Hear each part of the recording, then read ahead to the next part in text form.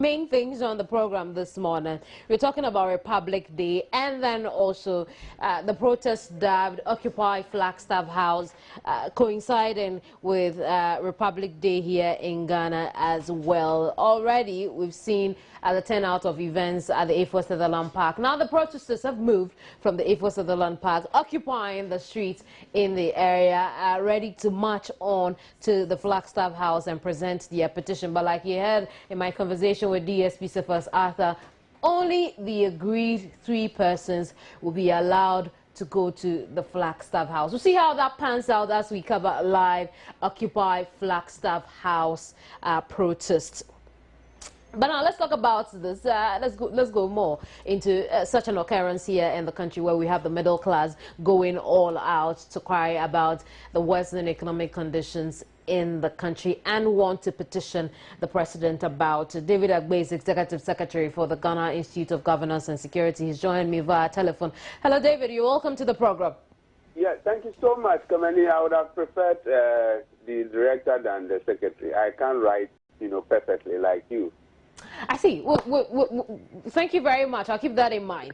But when you look at what is going on now with the protests and the turnout of events, what's been your reading into this happening as far as demanding better economic conditions are concerned? I think it's appropriate for every citizen of this country to demand a certain quality of situation, if I could put it right. They should demand a good economic condition as far as this country is concerned, and which is the thing now. We are not getting good, leaders to be able to give us a good benefit of what the country, demands. If you looked at the economy now, it's like everything is going on haywire. We are not seeing a display of leadership being in charge to actually tell us, to give us hope and a certain assurance that they are in charge. What we are seeing now is that leadership of this country has totally lost control. We are not seeing a certain, discipline in the system at all. It looks as if the whole governance structure is coming down. And it is quite worrying. It is quite worrying to the extent that if security forces do not take charge of this country, certain things could go wrong. And we are pleading to our leaders that they need to take charge of the country. What we are seeing now, it looks as if that nothing is moving on at all. And the leadership needs to be worried of all those signals coming. Because from all left and right, you could see that our total governance structure is breaking down. When president gives instruction, people do not buy it. People do not respect the president's, instructions at all. And when leadership, people are not buying, people are not taking your instructions. I don't know how the president is feeling at the moment. And I think that the president needs to be worried of the warning signals that is coming. Right. So when you look at the quality of the persons who are embarking on this protest or who are on this protest, I mean, there are people you call the middle class here in the country, perhaps in more common language, the haves. What does it say about what is happening in the country? What does it say about President John Dramani Mahama? That's why I said earlier on that it needs to give a warning signal to the president that the way people are seeing him in a certain crystal ball, it looks as if that he is losing the respect. He is losing a certain trust that the people have for him. When you talk to any ordinary person, and especially people who voted for this current president, it looks as if all of them are losing that common respect and kind of energy that they do, have for him. And so I think that the president should be the #1 person who should be worried about those sentiments and those feelings of the population now. That people, you meet several people and they said that no, there is going to be a serious apathy as we speak now. If if there should be any vote or any election in this country now, the president will not get a good margin, because a lot of people are saying that they are not going to vote at all come 2016 because they are not seeing a display of leadership taking charge to make sure that every citizen of this country actually have a certain level of freedom and hope that they've really voted for a president, and the president is doing what it takes to make sure that everybody have a certain level of economic benefit. And so the president needs to be in a worried mood for now.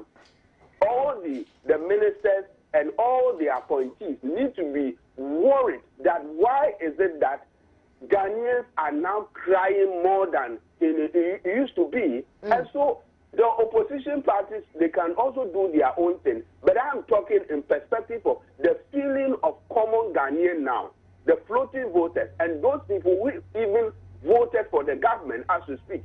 They are worried.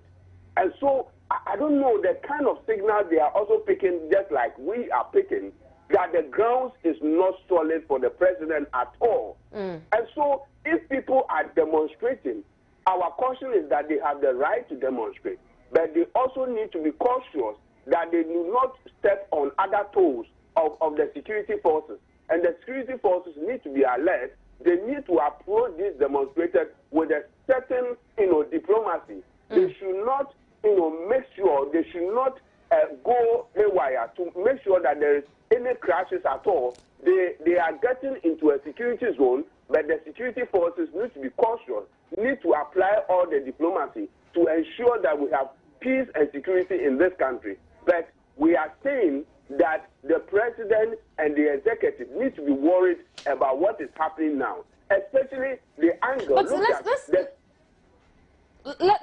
look at this. Let's look at it this way.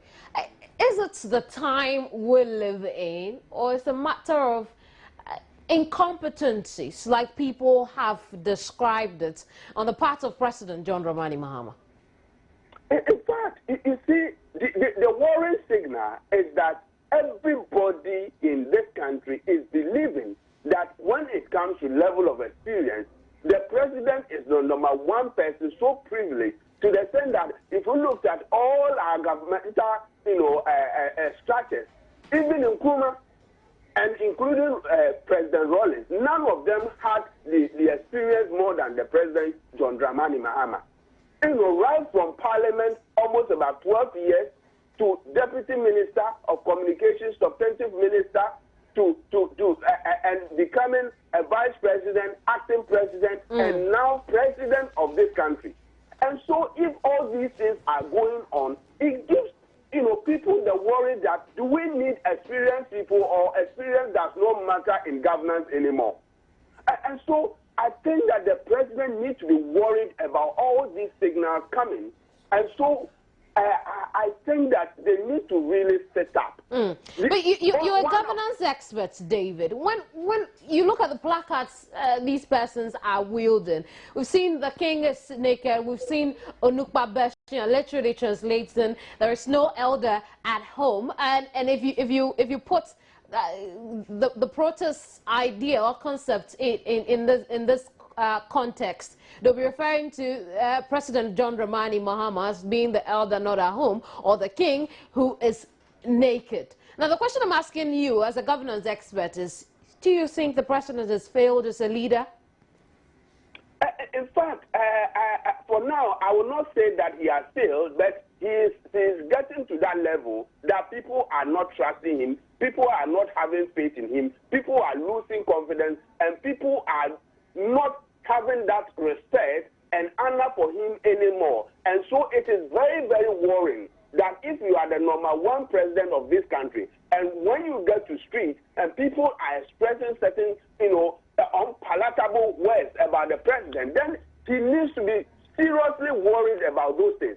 And so he should not sit at all. He should not sleep 24 hours at all. He should wake up and make sure that he gets the citizenry, everybody rallying behind him. If not, it will be a dangerous, legacy to live. And so we are saying that I think that now they should be meeting and be debating what are we doing and which is so wrong that everybody seems to be crying in this country.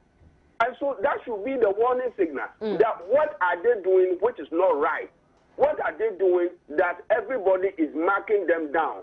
What are they doing that is not benefiting common Ghanaians? What are they doing that is not bringing food to the table of the common Ghanaian? Why is it that petroleum price keeps on going up here and there? Why is it that people are being given the room to operate by renting houses summing up to almost 63,000 US dollars, and nobody seems to complain about it, and they feel that it is well and good that board members do their own thing without the involvement of the president. They are not reporting to any authority, and so board members could sit down and say that they've approved for a building of NPA 63,000 US dollars. I'm sure that's... use the 63,000 US dollars to put up a structure to benefit the entire country rather than renting. So it tells you that the governance structures, it tells you that the system, it tells you that the strategy, it tells you that the leadership are not monitoring and they are not working for common Ghanaians. Across the globe, we've seen how citizens have demanded change. We saw what happened in Wall Street. We saw the situation of Greece, geographically closer to us. We saw the Arab Spring, mostly in Northern Africa. And we also saw the results that came up with it. But on the other hand, in the Ghanaian case, we've seen protests, we've seen demonstrations, very little results at the end of the day. You might want to call them fruitless. What do you see different about this? In fact, what we are seeing now, we must say that we need to applaud every Ghanaian that we are all being cool, level-headed, making sure that at least we have a bit of proportional faith in our government now. If not, if the situation goes further, we might experience certain things which has never happened in this country.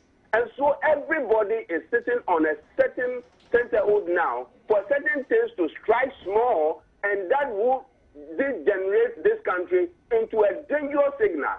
And so everybody is monitoring. They just want something to trigger small, and that will be dangerous for this country. And so the security forces need to be alert and be, galvanizing and making sure that they are tapping into information, making sure that they are getting, intelligence reports across the country. The signals are not good at all. People are just waiting for something to ignite small, and there will be a serious, repercussion on the country. So people must be alert. David, let's try and understand this repercussion you're talking about. How would we describe this repercussion? Some sort of a revolution? In fact, you see, Ghanaians have not lost memory of, the 1979 revolution.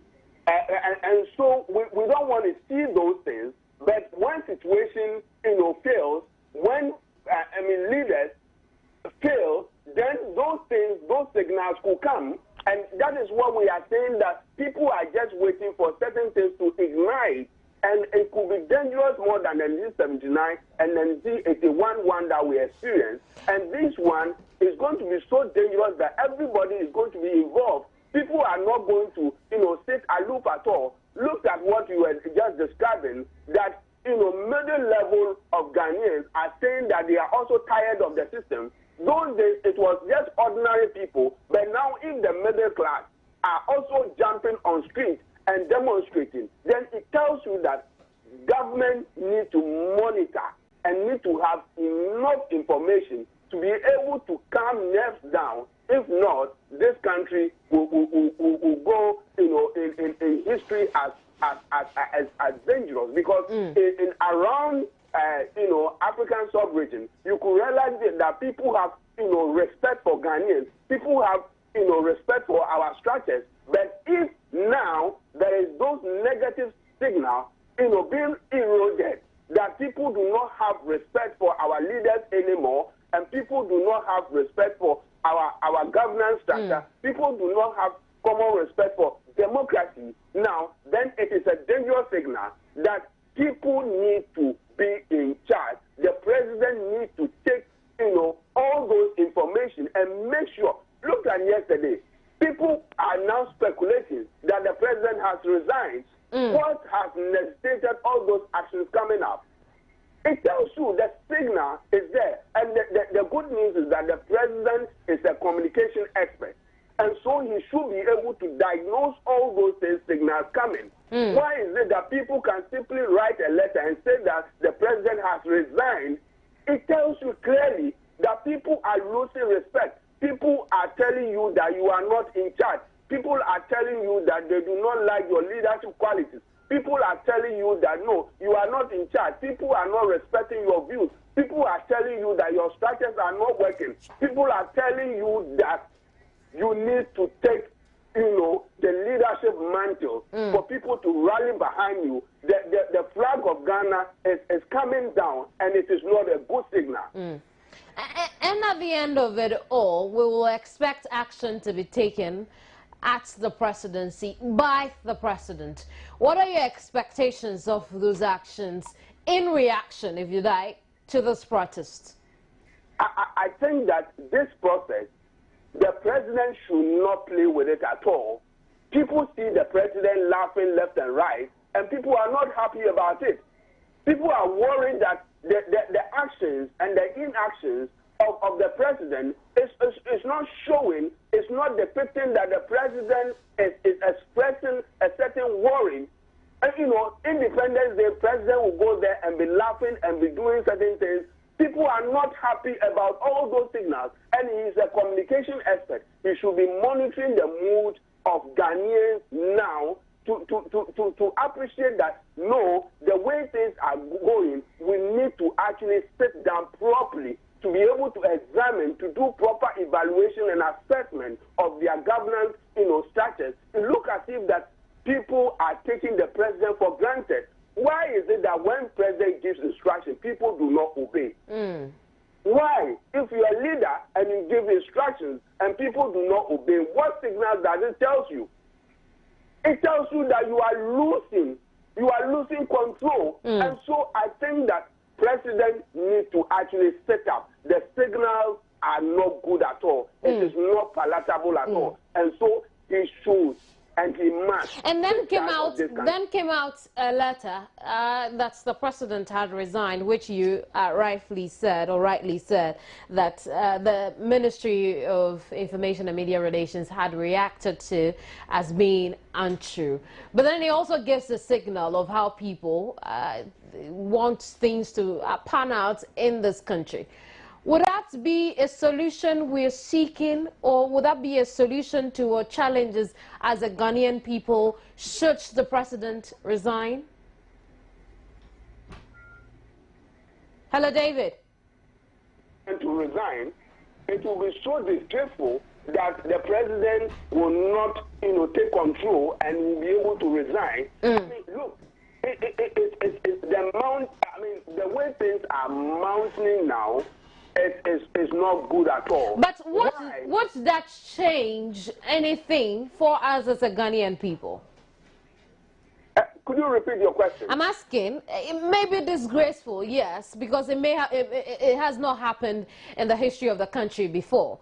But will that change anything in the country afterwards? If it happens like that, it will send a signal to everybody who is aspiring to govern this country, who is aspiring to be the #1 person of this country, that no, certain things need to actually change. The society is becoming more robust.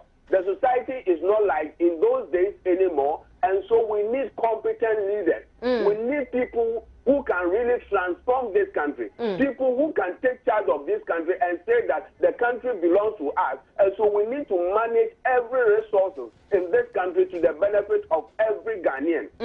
Then comes the big question, the question of, has he got to the point where he deserves a resignation? I do not subscribe to that. And for me, a leader, if you're a leader and then you are at a battlefront and then you say that you cannot continue anymore, then it tells you that you don't even qualify to become a leader in the first place.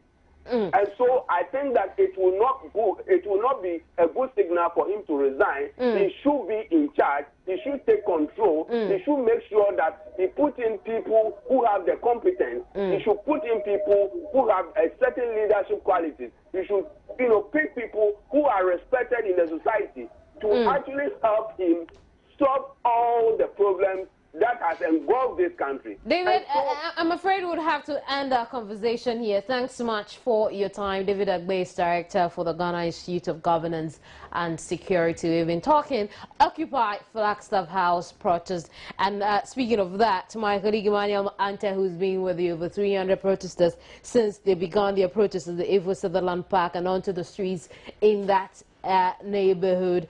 He's joined us again via telephone. Unfortunately, we are unable to re-establish our live feed, but he's come up with an update on Occupy Flagstaff House. Hello, Ima. Emmanuel. Hello, Kamini. Emmanuel, tell us what's been happening. Well, we have just been able to get to the Afikiko end of the Flagstaff House. We are now a bit close to Afikiko, but then the police have mounted another blockade, and the people are not allowed to move beyond that. We are directly opposite the Afikiko end, and the people the protesters are sitting on the floor on the street, and they are saying they are not moving an inch. But the police have also tried as much as they can to restrain or prevent them from moving forward. So they have mounted a barricade, and all the police cars have moved towards the Flagstaff end of the stretch of the road. And so now this is what is happening. The people are still protesting, and they still insist they want to get to the presidency, to get to the Flagstaff House and make their case. So that's but I thought they agreed with the police, the group agreed with the police to send only 3 persons to the Flagstaff House. No, they have not yet agreed.